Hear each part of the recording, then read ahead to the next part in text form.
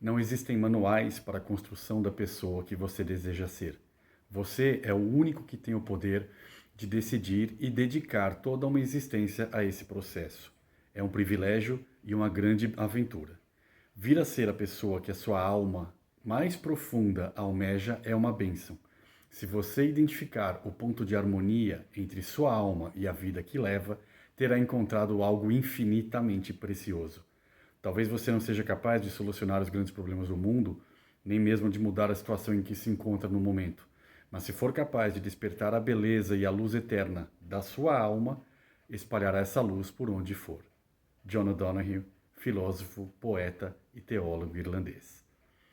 Eu abro este vídeo com as palavras desta influência fenomenal no meu trabalho, na minha forma de ver as coisas, na minha forma de trabalhar a cultura celta e a mitologia e a história, e especialmente na forma de viver a minha vida, porque John O'Donohue, através do seu conhecimento profundo da alma celta, da herança celta, da espiritualidade celta da Irlanda, ele deixa para nós um manual de instruções de viver melhor.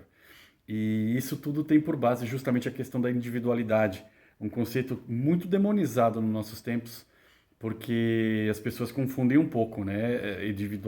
Individualidade com individualismo e egoísmo. Egoísta é aquele que só pensa em si mesmo. E de fato muita gente hoje em dia é assim, né? O umbigo deles é o centro do universo. Mas eis a questão: será que o individualismo é algo que é intrinsecamente negativo? Antes da gente dar qualquer passo, acho que é importante a gente evocar um outro sábio, já recuando um pouco mais no tempo, vamos recuar aos tempos de São Tomás de Aquino, em cuja obra ele apresenta o conceito de sindérese, né, que é a capacidade que todos nós temos de decidir e discernir entre o bem e o mal, entre o que é certo e o que é errado.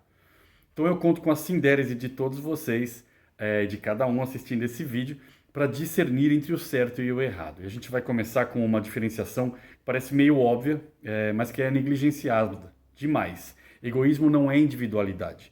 Individualismo não é individualidade. Por definição, individualidade é o conjunto de características que diferenciam e definem uma pessoa ou mesmo um objeto, uma coisa. E essa é a base do conceito de indivíduo, ou seja, se a gente pegar até a origem da palavra indivíduo, é aquele que não é dividido, aquele que não se divide. Assim como o átomo é não há, não, mais tomo, divisão, a não parte, o átomo é a base da matéria, o indivíduo é a base do coletivo, o indivíduo é a base da comunidade. Então, o conceito do átomo como base fundamental da matéria vem de um período que vai ajudar a gente a entender o contexto, né? Vem das ciências, vem da Idade da Razão, que no século XVIII, ao formular sua percepção de realidade, também caracterizava os seres vivos como pertencendo a uma ordem, a uma espécie e aí sim a um indivíduo. Então nós estamos falando aqui do estudo da botânica, o estudo da zoologia, né?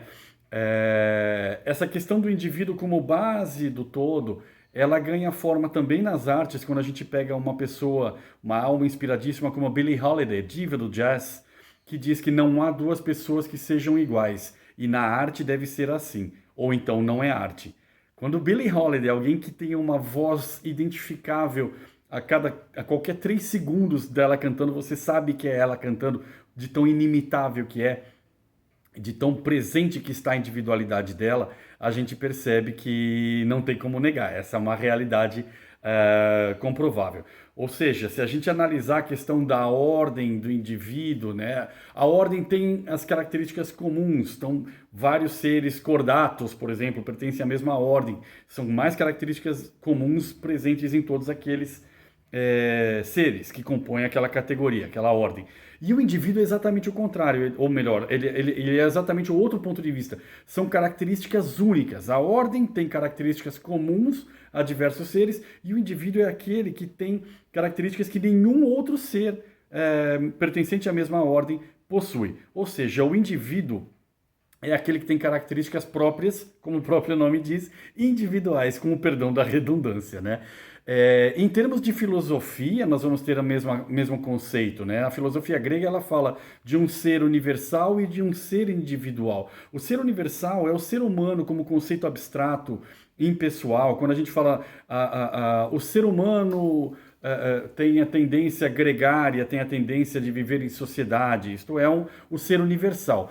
Já o ser individual, do ponto de vista filosófico grego, é este indivíduo, ele sim, com, com uma identidade própria, né, com uma característica que nenhum outro semelhante possui. Por essa definição, então, a gente tem uma ordem de percepções que vão ajudar a gente a estudar a espécie humana em todos os seus anseios, seja ele social, seja ele o grupo de anseios espirituais, filosóficos, e em todas as humanidades, né, o nome já diz tudo, que vão dividir esta possibilidade de entender o ser humano entre o coletivo do ser universal e o indivíduo do ser individual.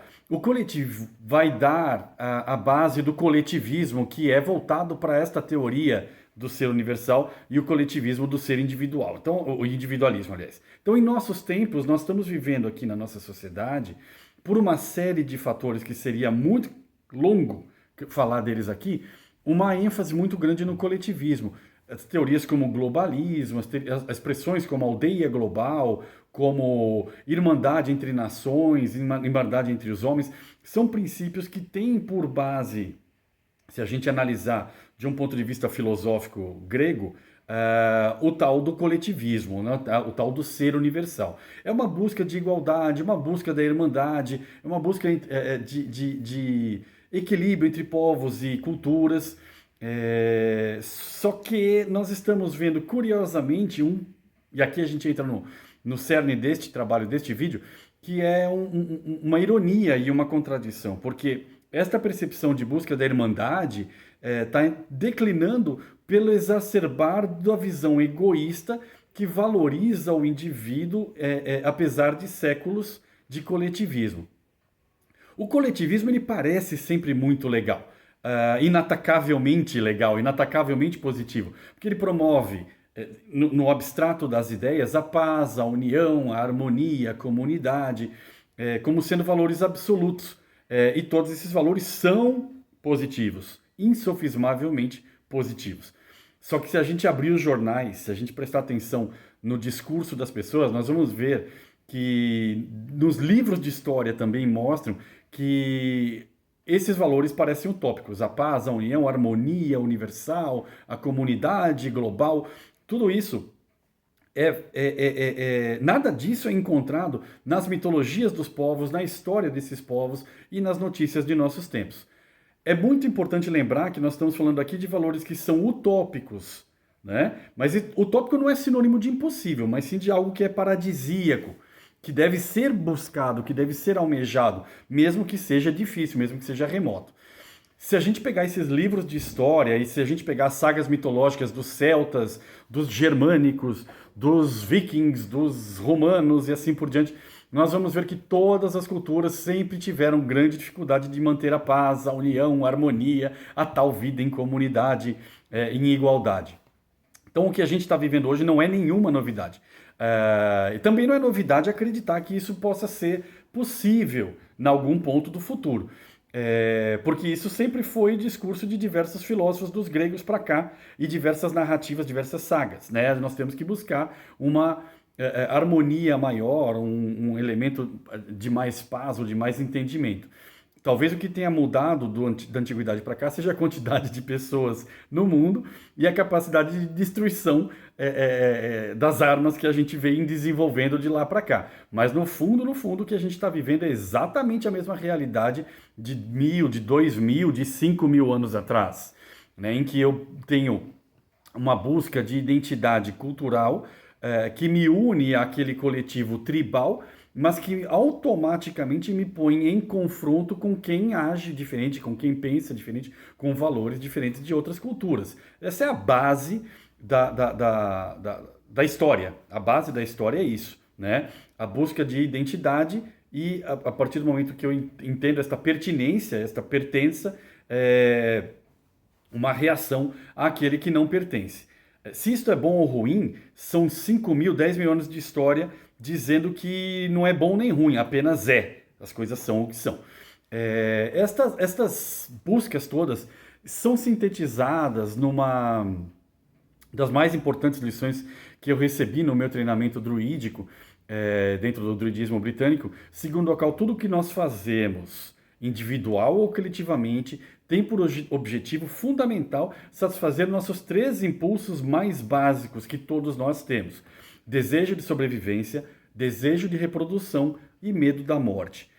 Para quem está familiarizado com a espiritualidade celta, com a mitologia celta, é só pensar nos tais rituais da roda do ano, né, tão mal compreendidos, né, ou superficialmente compreendidos, para perceber que esses temas estão presentes na sobrevivência, reprodução e afastamento da morte, ou medo da morte. Aliás, eu diria que qualquer filosofia religiosa tem por base essas 3 características fundamentais, esses 3 mesmos temas. Então, o que a gente está falando aqui é de um aspecto coletivo e grupal de um mito que pode ser compartilhado. Esta é a base do mito, compartilhado pela comunidade que entende aquele mito como válido, e que celebram os rituais atrelados àquele mito para viver melhor e para entender melhor esses desejos de sobrevivência, de reprodução e de afastar a morte. A questão está justamente aí. É somente de forma individual que esse mito é vivenciado. Ainda que eu participe de rituais coletivos, é só no íntimo de cada um de nós que estes rituais podem transmitir as lições simbólicas que os mitos transmitem. Tem vários textos, vários vídeos anteriores a este que falam justamente disso, do como individual é a percepção do mito e de como essas lições dos mitos são transmitidas através de narrativas, através de rituais. E aí é que a gente vai ver que uma visão coletivista não pode encontrar eco, não tem como você falar de uma padronização da percepção do mito. Na Irlanda celta, por exemplo, que é a matéria-prima fundamental do meu trabalho, a cultura celta ela é pautada e centrada na figura do herói, que é o indivíduo pleno. Tem um pensador muito importante também, muito influente no meu trabalho, que é John Stuart Mill, e ele é autor de uma frase muito legal: o individualismo é a plena e livre expressão dos poderes únicos de uma dada pessoa. Para mim, uma das melhores definições, se a gente juntar a isso, é a definição da jornada do herói, de Joseph Campbell, né? No qual ele diz que a jornada do herói é a aventura sagrada de um indivíduo. Então, cada um de nós desempenha na jornada do herói uma missão sagrada de busca do que se tem de melhor, de busca da sua essência, né? E é por isso que o Oscar Wilde, outro irlandês, fala que ser quem você é a jornada de uma vida, né? É a aventura de uma vida. Se a gente pegar a mitologia irlandesa, a mitologia celta, mesmo nos grupos míticos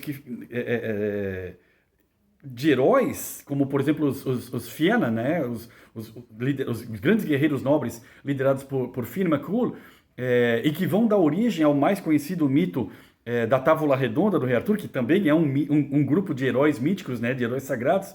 Cada integrante desses grupos tem as suas próprias e únicas características, desempenha seu próprio e único papel, segue a sua própria e única jornada. Pertencem a um todo, mas a jornada é individual. De onde a gente pode facilmente intuir que um mundo sem a individualidade respeitada é um mundo sem heróis. Percebam onde eu quero chegar. Um mundo sem heróis é um mundo sem alma. Um mundo sem heróis, um mundo sem a visão heróica da individualidade, está fadado ao fracasso, achatado pela monocultura do coletivismo. Os exemplos celtas que eu dei para vocês agora, dos Fianna, dos Cavaleiros da Távola Redonda, eles falam de grupos de heróis conduzidos por um nobre líder, né, o Rei Arthur ou Finn McCool, e esse é um leitmotiv, né, um motivo mitológico muito forte que é encontrado em diversas outras mitologias, como Wotan e os Aesir, como Zeus e os Olímpicos, como Cristo e os Apóstolos, como os Devas nas suas disputas com os Asuras na tradição védica. Em todos esses, o grupo não oprime o indivíduo, muito ao contrário, o grupo estimula cada indivíduo a atingir o seu pleno potencial, para que cada um dos membros deste grupo fortaleça o grupo através da sua força individual. É a frase do John Stuart Mill que eu falei agora há pouco. O individualismo é a plena e livre expressão dos poderes únicos de uma dada pessoa. Aliás, se a gente pegar a tradição védica que eu mencionei agora, a gente tem um exemplo muito interessante que fala de um deva chamado Indra, né, um dos principais devas, e há um contato dele com um Asura, que é o grupo rival, mais ou menos como os Olímpicos, né, e os Titãs, vamos dizer assim, tá? Vamos fazer essa comparação. Então o Indra, que é um deva, e Virokana, que é um Asura, eles estão em contato com um sábio, e questionam sobre a natureza da alma individual. O sábio dá uma definição, que eu não vou entrar aqui, né, senão fica muito longo. E aí o Virokana, ele fala, legal, e sai fora, porque ele quer usar esse conhecimento recém-adquirido como uma forma, como uma arma. Vamos pôr as coisas bem a clara mesmo, né? Só que o Indra, ele não se satisfaz, ele quer saber mais. E ele continua questionando o sábio, ecoando uma frase que eu uso sempre nos meus cursos. Questionar não é duvidar, questionar é querer saber mais.